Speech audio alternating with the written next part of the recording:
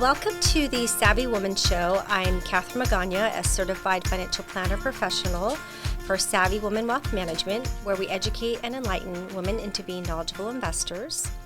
The purpose of the Savvy Woman Show is to educate women about money, financial related topics, and life in general. We've had the opportunity to interview some amazing women. We've interviewed female entrepreneurs, authors, and much more. And we hope that by sharing some real life stories that will help empower and inspire you in your life. So today we have the opportunity to join us. We have Judge Sherry Taylor Thompson. Thank you for joining us today and being a guest with us, and it's an honor to have you here with us today. Thank you. I'm going to tell you, though, it's Thompson-Taylor. Okay. Just so you get yes. it. And because before I got married, I was an attorney as Sherry Thompson, and I married late in life. So it was a long debate whether I should just go with Sherry Taylor, which many times I wish I had, because it's like 6 letters and you're out. But I went with hyphenating because I'd practiced about 20 years by the time I got married, and so it's Judge Sherry Thompson-Taylor. Yes, I apologize for that. That's that correction there. So why don't you tell us a little bit about your background? How did you kind of become so successful and where you're at today? Maybe you can start I know you've been doing this, for 25, 30 years now? Yeah, almost 30 years, which Okay. is just so difficult for me to believe that much time has passed. It's a long tale. We don't have probably enough time to do my whole life story, but I will say that, I was raised by my grandmother. My mom was really young when she had me. She was 14, and I never met my father until I was, in my 50s. Oh, wow. And Okay. so, that was kind of another kind of trail in my life. But so I got a lot of the inspiration and drive and determination really from my grandmother. She raised me as her 4th daughter and just really made me believe that, the sky was the limit. I went to high school here in, not here, I guess in Southern California, Okay. in Redondo Beach, Go Seahawks. And, I was one of those kids that moved around a lot. And we just moved like every year. And one of the things I took from moving around a lot in my childhood was the quickest, best way to get to know people is to join a club. And so I was a joiner, and I have carried that throughout my life, really. I was really active in high school and in college and in law school. And then once I graduated from law school, I became very active in the bar. My first job out of law school was with the district attorney's office here in San Diego. Okay. And I worked there for about 26 years. Oh, wow. And I applied to be a judge 3 times. And it took the 3rd time to finally grab the ring. So your time was up? It was finally my time. Nice. And, that process was really challenging. And there were definitely times when I wanted to give up and when I gave up. But, I have mentors and supporters who just kind of kept whispering, "Oh, are you sure you don't want to try again?" Yeah. And eventually I did try again, and the process just went so smoothly and quickly that I really believed that, oh, this is it. This is the time. And it all works together for good, because at the time that I got appointed, my daughter was just graduating high school, and so she was going off to college.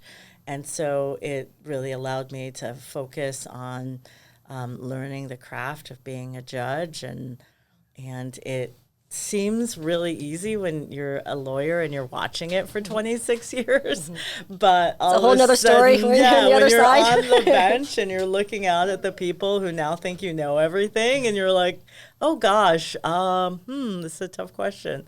I was fortunate enough to start in criminal, which is what I had practiced, so it was a smoother transition for me than it can be for some people. And I loved practicing in criminal, and some of the questions that came up would be questions that I hadn't necessarily faced personally, and so that was kind of interesting and a challenge. And then I moved to family in January, which was a completely foreign language to me. And that has been very challenging. So let's take a step back. So you mentioned you grew up in kind of Southern California.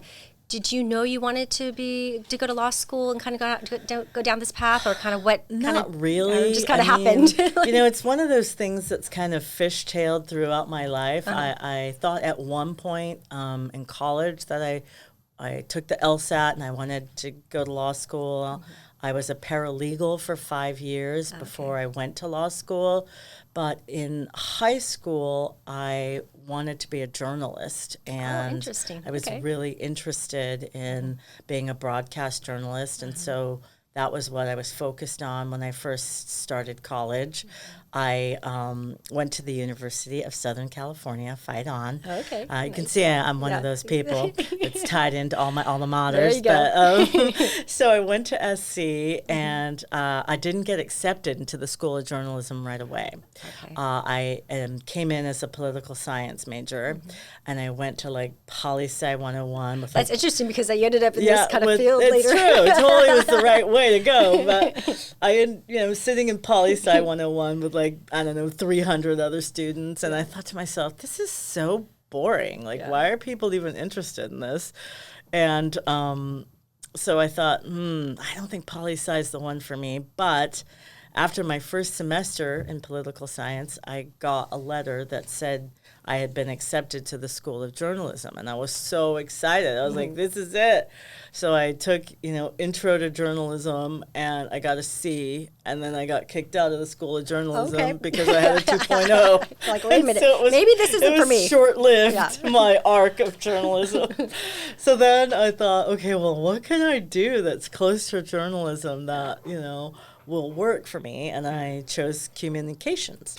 And it was the study of human communication and persuasion and conflict resolution. And I just was really interested and found it to be kind of a natural area.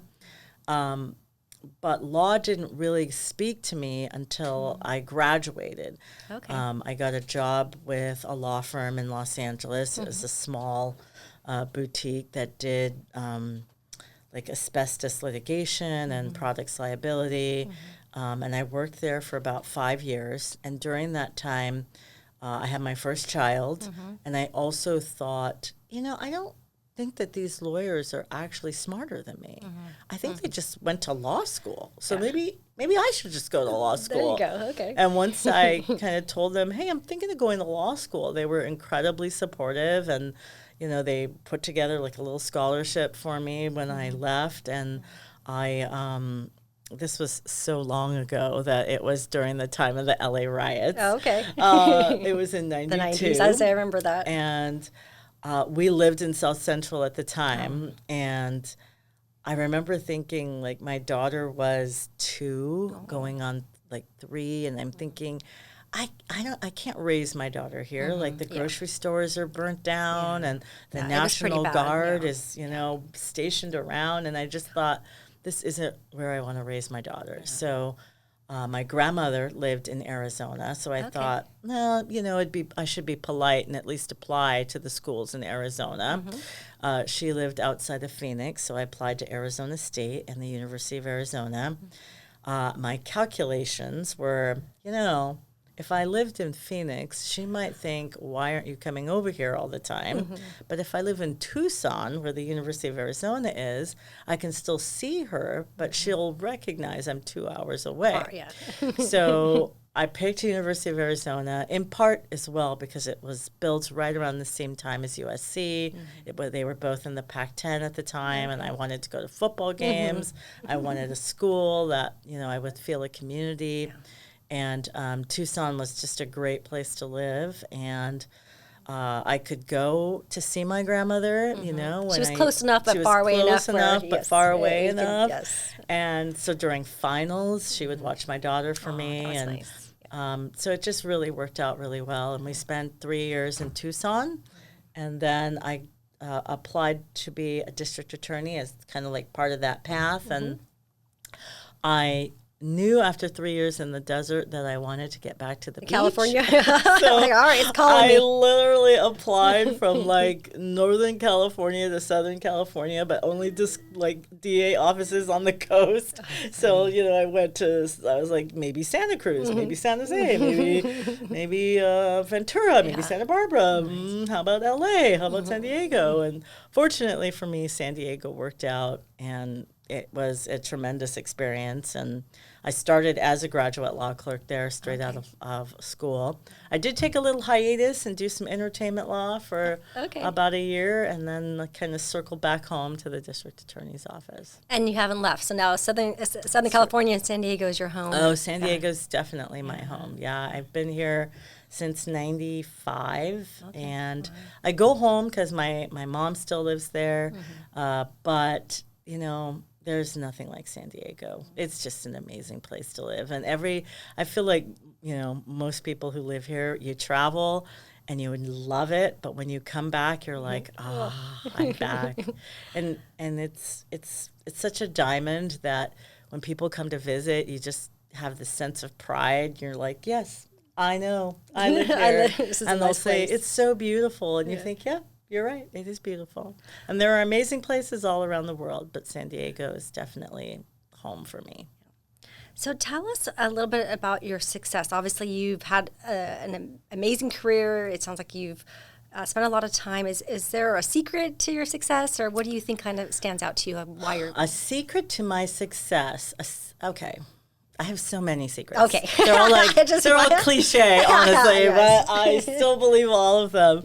Like, one is you have to believe in yourself. Yes. You have to promote yourself. And there's one that when I spoke to the Girl Scouts, which I've done a couple times now, I tell people to keep your eyes on your own plate. Yeah. And what that means is, throughout your career, there are going to be people who get things that you don't get.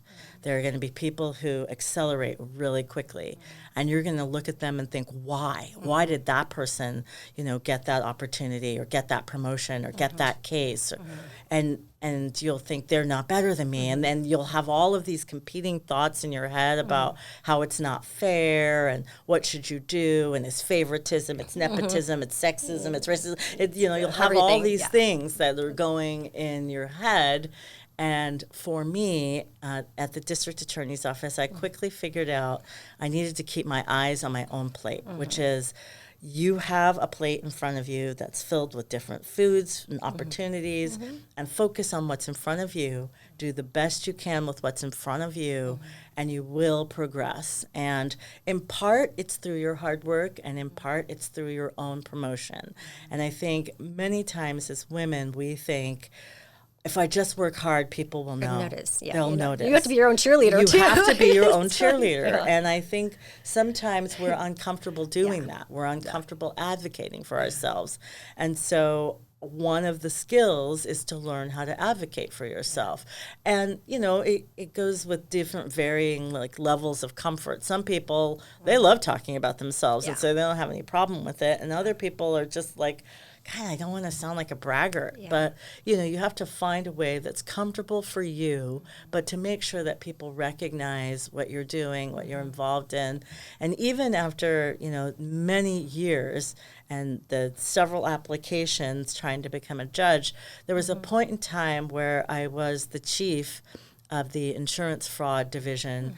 And I realized this is such a unique position that I'm in at the DA's office, and I need to be able to tell people what this opportunity is. It's not, just handling cases and issuing cases and deciding how to prosecute cases. It's a position where I apply for grants with the state of California for millions of dollars, and I go out and I advocate on behalf of the district attorney's office that those funds should be given to us, and I explain to different agencies how we use the money and how we prosecute cases and how we fight crime and how we speak out to the public and try to educate people about insurance fraud. And once I kind of understood the scope of the work I was doing, I was better in a position to tell people who I was through that role. And I stopped saying, when I introduced myself at activities and in meetings, oh, I'm Sherry, I am a DA. I wouldn't say that. I'd say, I'm Sherry, and I am the chief of the insurance division, and I raised $12 million for our office. And then people began to Kinda look like at me they're like, curious. what? Wait a minute, yeah. Like, what? I You think do sometimes that? when there's titles or you get pigeonholed, and the reality Right. is there's so much more to it. And once again, if Exactly. you're passionate about what you're doing and being able to share that. So it's really about understanding like what your passion is and understanding what you're doing and how you advocate for yourself in that role. And it took a long time, I think, to really see that and to kind of break out. And there were, hiccups along the way. There were times when I would go out during some of the earlier applications and people would be like, oh, you've got to meet this, political person and they'll help you, because I'm not one of those people that's connected, and then, oh, I know the governor's office and assembly people and senators. I don't know any of those people. But people would push me and say, oh, you've got to go meet this person. You've got to go meet that person. And that wasn't the role for me. That wasn't the way for me. The way for me was just to put my head down, do the work that I loved, be passionate about the work, and learn how to advocate for myself. And it all came together, finally. Nice. Thank goodness. Yes. So Girl Scouts, that's how we met you at the Cool Woman event. This year you were honored, and congratulations on being a Cool Woman recipient. Thank you. That's one of the highest honors in the community. And the Cool Women, for those of you that don't know, the Girl Scouts honor some female entrepreneurs in the community and community leaders. And if you don't mind sharing a little bit about kind of being a recipient and kind of some things you learned or the impact that had on you. Well, that was just such a great experience, and it was something I always wanted, honestly, which is weird because, most people are like, you wanted to be a cool woman. You're like, what is that? It's really cool you were a cool woman. I did. I was, I was a Girl Scout troop leader for about 10 years, and my daughter joined Girl Scouts in second grade, and she wanted to be in a troop, and we...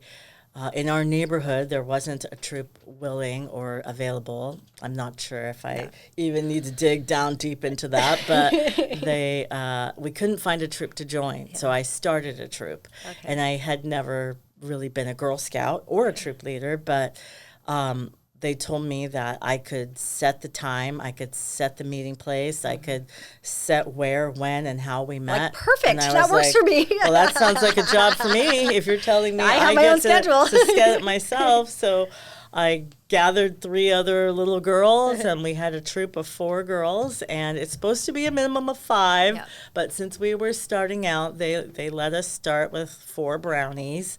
And, we had a great year, and, I learned how to do the cookie sales and how to do journeys and take them on trips. And frankly, it was perfect because they could all fit in my car. There you go. And after a year, the girls that I had brought into the troop were all a year older than my daughter. So they were going to the next level. Okay.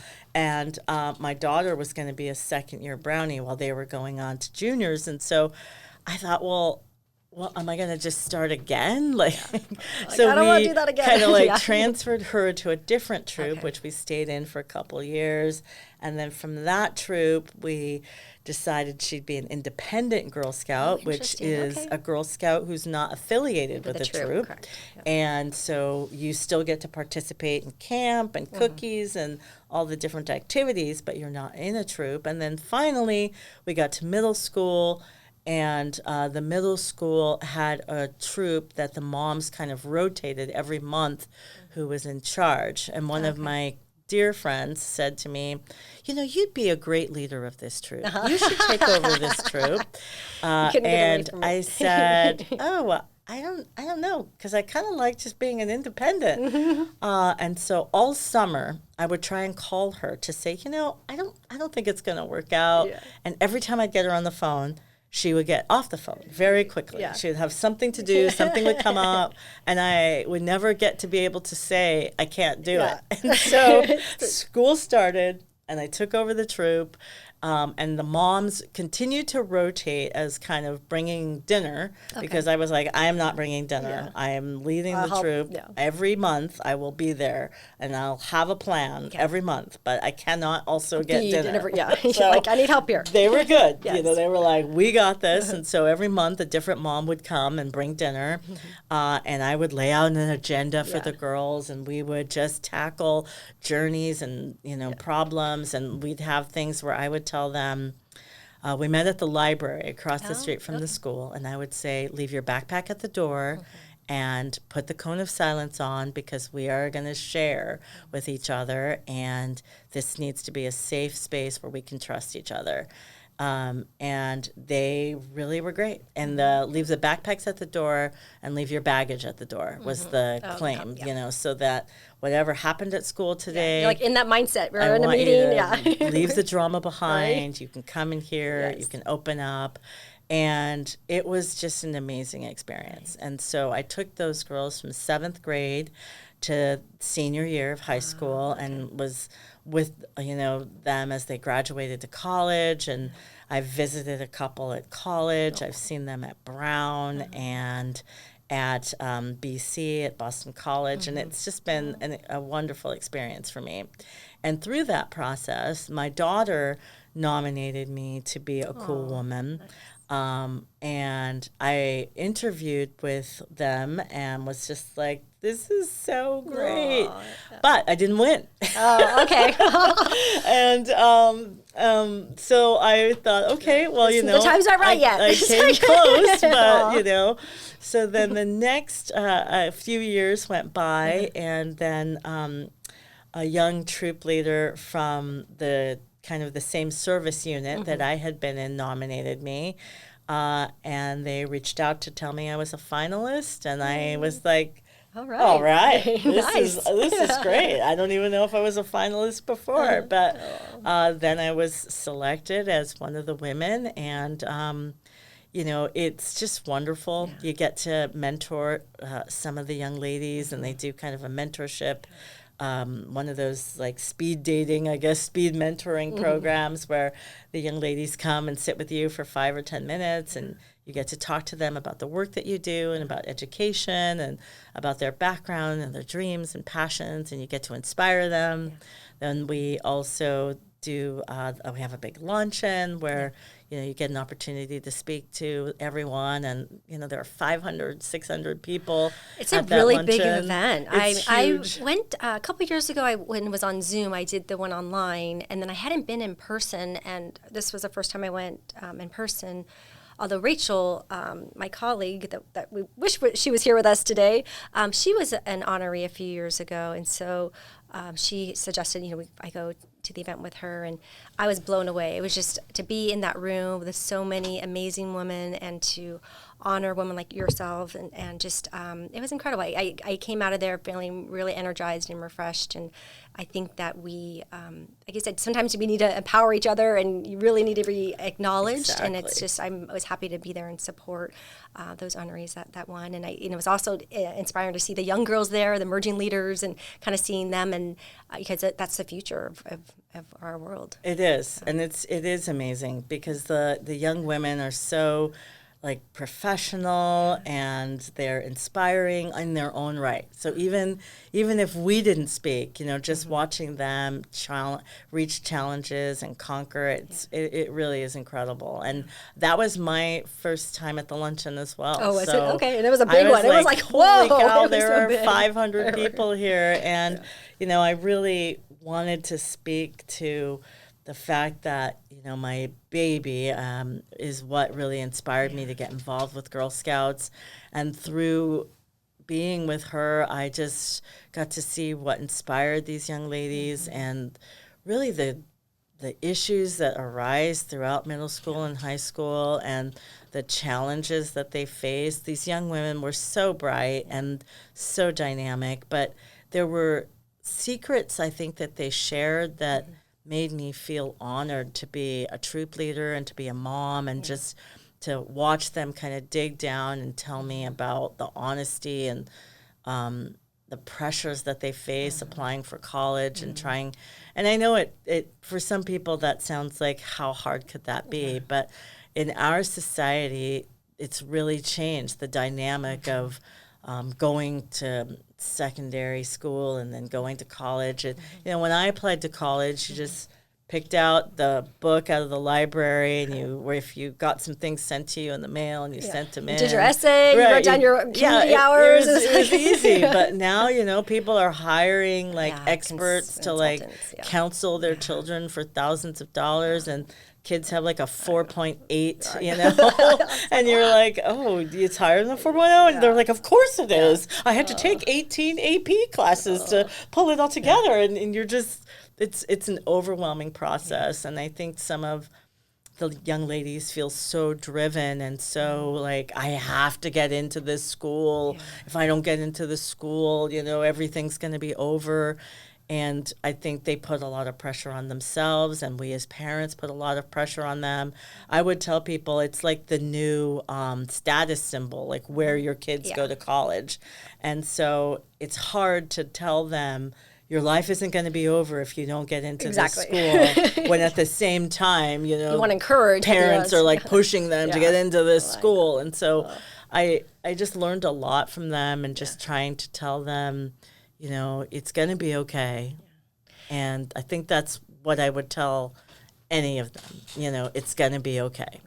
So it's interesting. I have twins, and boy-girl twins, and my daughter Madison, she's actually a senior scout, so she's a sophomore in high school, and so she's been in Girl Scouts since she was a daisy, and so we're kind of going through that next phase. They're doing a journey, and then she'll be on track to look at her gold award, and so which I kind of like that they do a lot of service projects and things together. So I've seen her evolve over the years. I've seen, once again, from being a daisy to where they're at now. And there's 4 girls in their troop now, just because a lot of girls have left over the years. But it's been, I really, I'm inspired that she's even stayed with it, because when girls get a little older, it gets harder to keep them focused. It definitely gets harder to keep them in, just because there's so many competing interests for their time. Sports and activities and school.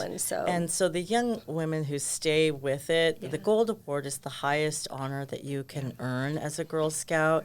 It's the equivalent of essentially being an Eagle Scout for Boy Scouts, and it requires a service project of many hours, and you have to work to do something that's going to be sustainable as well, that can continue after you finish. And the nature of the work that some of these women do is just, it's incredible, the projects that they do. One of my scouts put together like a monitor that could help find like a heart murmur. Oh, wow. Okay. And I mean, it was just so like beyond me that I was like, impressive. You created this? I mean, and she helped develop the software, and her father was in medicine, so he helped her with some of the ideas, but she really put it into practice. And she's gonna go to med school when she's finished with college. But it's really inspiring, and it's like they take them kind of step by step, and then a bite-sized process of leading them through a small service project and a small act of giving back to the community, and then how to build that into a sustainable project that can change our society. It's really amazing. And then you kind of look at then the future. Like right now, there's as you kind of are an adult, and there's a lot of nonprofits and ways you can give back to the community. Right. So I think it's a good foundation for teaching that. It's true. My youngest, who is now a senior in college, she has this love of the outdoors, and she's really passionate about working with community and conservation. And I credit all of that to Girl Scouts. I mean, she was a Girl Scout camp counselor. Oh, was she? Oh, how fun. Okay. And, it taught her so much responsibility and so much compassion. She worked with the U.S. Fish and Wildlife in Alaska this past summer, which I am like, so proud that she decided to do something out of her comfort zone. We're Southern California kind of beach people. And funny. She was, in Alaska this summer working with Fish and Wildlife. And I credit that drive and determination to do something different and to get outside to get outside, period, Yeah. to the time in Girl Scouts. So tell me a little bit about yourself. So how do you manage kind of your life and career? What would be Well, what's funny is there's a period of time where we were all about work-life Yes. balance, right? And I would say all the time, there is no work-life balance, right? It's just balance. You're just trying to balance. Exactly. It's not, you can't, there's never Either going to there's be. work or their life, or I don't That's know, right. something. It's never going to work out 50-50 where Exactly. it's even. And there are people, I have to say, that accomplish it. Yes. But for me, it's just a constant give and take. And I, first and foremost, don't feel guilty. I mean, people would say, oh, I don't want to put my child in daycare. I'm like, my child has to go to daycare. So that's what we need. Like I have to work. Yeah. So if the child wants to eat and we want to have a roof, we have to have daycare. Yeah. And you're lucky if you have family members who can support you and provide a foundation for you. Mm-hmm. But many of us, we have to work, and both parents now have to work. Yeah. And so I just refused to feel guilty. I was a single mom for most of my life. Okay. My first daughter, I had her while I was in law school. And so, I was lucky enough to find a daycare that was open till midnight. Wow. And not that I kept her there till midnight. No, don't send me letters. But, there were definitely times where I would drop her off. I'd go to school. Yeah. I had class maybe from 9 to 12, and I'd have lunch from 12 to 1, and then I'd study from 1 to 5, and then I'd go get her, feed her dinner, have a bath, play some play some games, and then boom, it's back to, studying from 9 to midnight. And that's just the way it was. Yeah. And then as she grew older, I started at the DA's office. I was a new DA, which meant a lot of hours. I was going to say a lot of work, a lot of hours. She had a blow-up bed that I kept in my office behind the door, and I would put the blow-up bed out, and I'd say, okay, here are your toys, or here are what you're going to work on. And these are the things, this is life. I mean, that's just the thing is everything always you think, it's one way, but the reality is there are some commitments and things you have to do to make. That's right. And I don't think that she ever thought, oh, I can't believe I'm at my mom's job. It was just, this is what we have to do. Yeah. And so I never really had regret or guilt about that. I didn't second guess myself and think, am I doing the best thing for her? I did what I thought was necessary. And I supported her and worked with her in her homework. And when we got home, we took a bath and we did the things that she needed to do. But I just think it's really important to recognize that you're doing the best you can, and it's not perfect, but it's your life. And I also try not to have any really regrets in terms of looking backwards. Each place that I was at is where I was at, and I try to enjoy it, and I try to love it, and I try to live it, so that I don't have to look back and think, oh, I wish I hadn't made that choice. Because every choice I made is what made me the woman I am today. So what do you like to do for fun? Not enough. She's like, wait a minute, what are you asking me? I know. It's like, that means you need to do something fun this weekend. I do. Okay, what do I like to do for fun? Unfortunately, I watch way too much television. Okay, that's your downtime a little bit. I am, I'm on all the streaming apps, Okay. I watch everything. My mom is an actress. Oh, okay. So I also like going to the movies and going to theater. Back when Hamilton was here in San Diego, with Broadway San Diego, you had to buy, if you bought the previous season before Hamilton came, then you could get priority and extra tickets for Hamilton. So I signed up for Broadway San Diego, and I loved it. I was like, this is amazing. Why am I not doing this more often? I also now enjoy going to the Shell, the Rady Shell. Oh, okay. I haven't been there yet. I've heard some really good things about fantastic. it. Yeah, and if you can't afford tickets to the Rady Shell, you can actually sit alongside the shell on the sidewalk. Now, they won't let you bring chairs or any permanent objects. But you can listen. But you can like bring a blanket or like a little cushion, and you can sit on the rocks and you can listen to the artist. Like I watched Lionel Richie from there just a couple weeks ago, and it was great. And so, you know, I like the Shell. I watch SC football every weekend as well. I'm a big college football fan. I am doing fantasy football with some other women judges as well, which has been super fun. So I'm a big sports fan. I'm a big movie fan. I guess my one regret, I said I didn't have any regrets. My one regret is that I did not work out during the pandemic. I didn't, if I had realized it was going to be as long as it was, I would have started some better habits. But I kept thinking it's only going to be a week. I know, week. Wait a minute. That's probably my biggest regret right now is that I should have started some new habits in 2020 that could have sustained me. But yeah, those are the things I do for fun. My husband loves Padres baseball, so they're having a great season right now. I heard they're going to the playoffs. A great season. Yeah, we are hoping to be able to go to the playoffs to see them, and so I do that as well. But right now, my family law assignment is really demanding, and it requires a lot of extra hours and a lot of extra work. So it is decreasing my free time. My free time, Nice. And so, with the recent move, is it?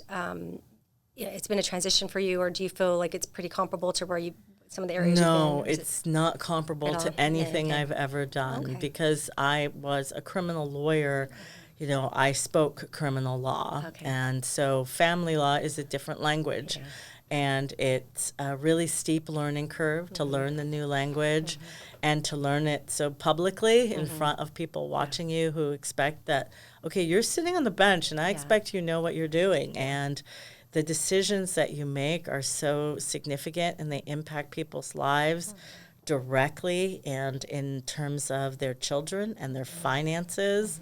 And it's a period of time where people are so broken and sorrowful and angry, and you have to try and help them heal. And, you know, for some people that might be surprising, but I spend a lot of time mothering and lecturing and counseling and encouraging and inspiring and trying to de-escalate while still trying to like deliver them justice and the law. And, you know, I tell people, you know, you had a relationship and you had a relationship where you were in love, and now you're tearing it apart, and it doesn't tear evenly, and people are left with frayed edges, and some people deal with that through anger, and some people deal with that through grief, and it's going to be a roller coaster. And then when you factor the children in, you want to make sure that the children aren't being used as a pawn by either person,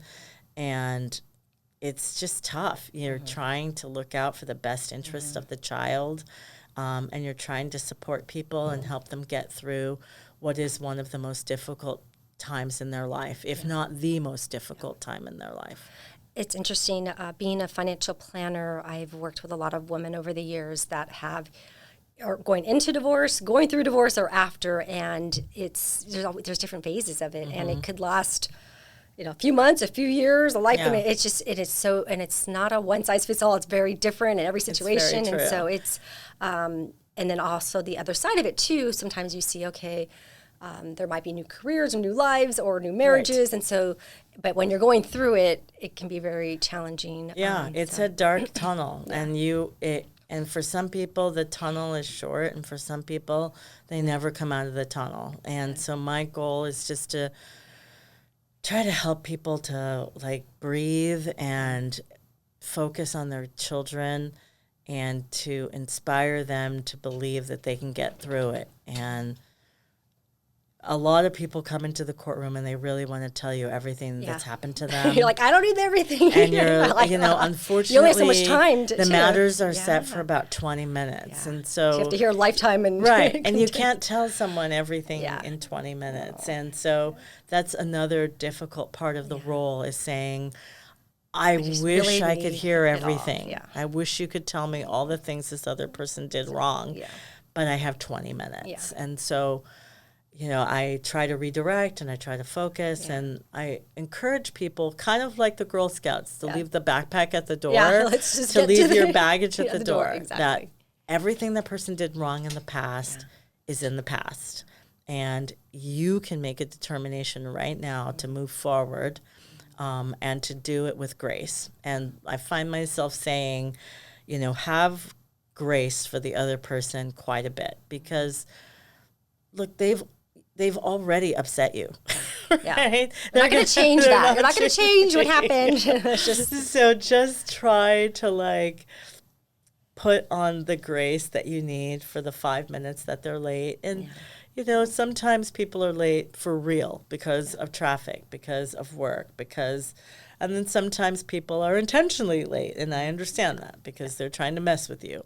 And so it's a balance of trying to read people's credibility and understand, who's intentionally hurting the other person and who's not. And it's a fascinating area of law as well, just because there's so many different facets to your life that you deal with, and you're dealing with domestic violence, and you're dealing with substance abuse sometimes, and you're dealing with people's finances and their homes. And when you order someone to sell their home, it can be devastating. They dreamed of living in this home forever, and because of the market in San Diego, most and a people lot have a lot of equity in their homes. you have too. a lot of equity, and that's great when you You're living there and everything's when you're fine. living there and Yeah. everything's fine. But then when you want to buy the other person out, there's so much equity that you can't afford to buy the person out. So it's a lot. It's a learning experience for me every day, and it's a journey in trying to be compassionate and to remember that people are in pain, and just to try to help get them through the process. Well, thank you so much for your interview today. I want to thank Judge Thomas-Taylor for an amazing time and just really opening up and sharing your story and your experiences with us. And it sounds like you have an amazing life, and so thank you for all that you do in the community. Thank you. And it's Thompson-Taylor. Yes. And I forgot to mention my rock band. I'm also in a band, and we sing at the fair every once in a while. Nice. And we sing in the St. Patrick's Day Parade downtown. And I know they would want me to put in a plug for them. Nice.